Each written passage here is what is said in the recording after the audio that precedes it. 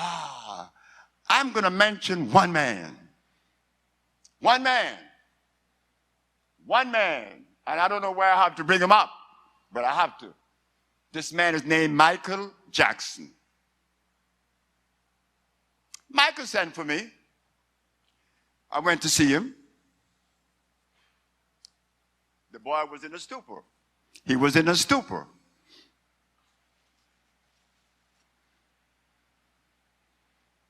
What you want me to do? Because, you know, I am the herbalist. I'm the voodoo doctor. I'm not nobody. He have seen all the millionaire doctors that he paid millions to. I'm the herbalist. Who am I? I say, what you want me to do for this man? We want you to bring his energy back and heal his disease. He's nervous and all that. Well, I'll do that. 2 months later, we're in Hawaii. Michael come in our bedroom, my wife and I making love, and this boy come in there while we making love to tell us how good he feel. And guess what he said? I didn't know you could make love, Dr. Sebi. I said, but I'm on the 70. What you expect? So that's 8 years ago, right? Ain't no big thing.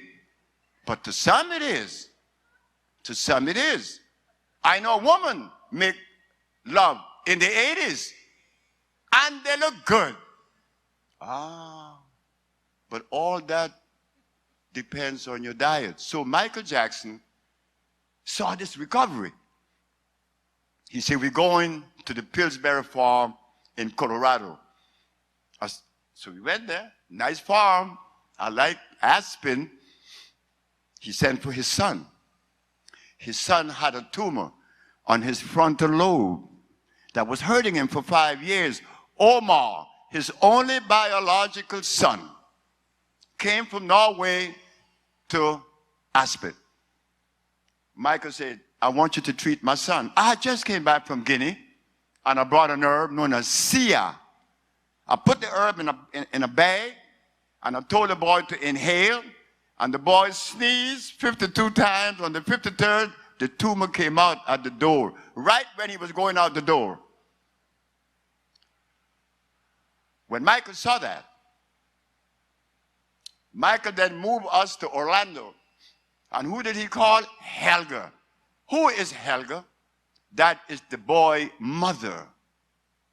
Michael Jackson, only biological son, mother.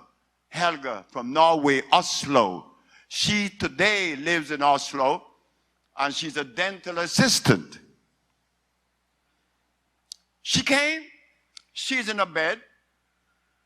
Well, I didn't know what was going on. She wrapped up during the winter. So I gave her the compounds. Went back next day, and I'm going to look stupid. I swear I do stupid things sometimes. I go back upstairs to see how the lady is doing that was wrapped up from her head to her foot. I go to the door. The woman, a lady opened the door. I said, lady, but she opened the door. Oh, the door was open. She's sitting on the bed. Right.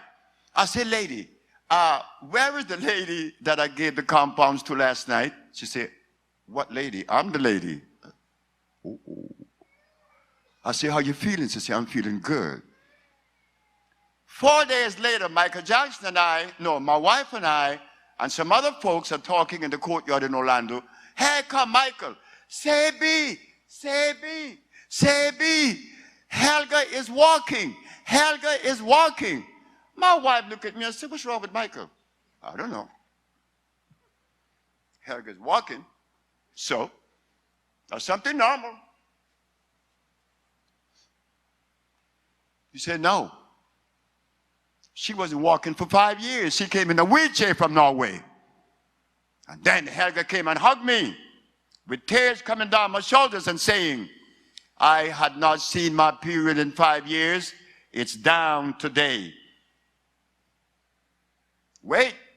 Michael Jackson saw himself, his son, and the son mother. One more. His secretary. Grace Rwanda. She had lupus for 9 years and pain for 9 years. She took the compound. 2 days later, no more pain, and she was sleeping. 2 months later, no more lupus. Wait, one more. Michael saw a man that worked at the Pillsbury farm in Aspen, Colorado, knelt in front of Michael and said, I thank you, Michael. I thank you for coming to Aspen. We were in the dining room. Michael said, why are you kneeling in front of me telling me this? Because you brought Dr. Sebi. I was about to blow my brains out and the brains of my wife and my 2 boys because the doctor had detected me with a debilitating disease that I would not live in 2 months, and I didn't want to leave my wife and my children suffering. But after Dr. Sebi gave me these compounds, I knew I'm not going to die.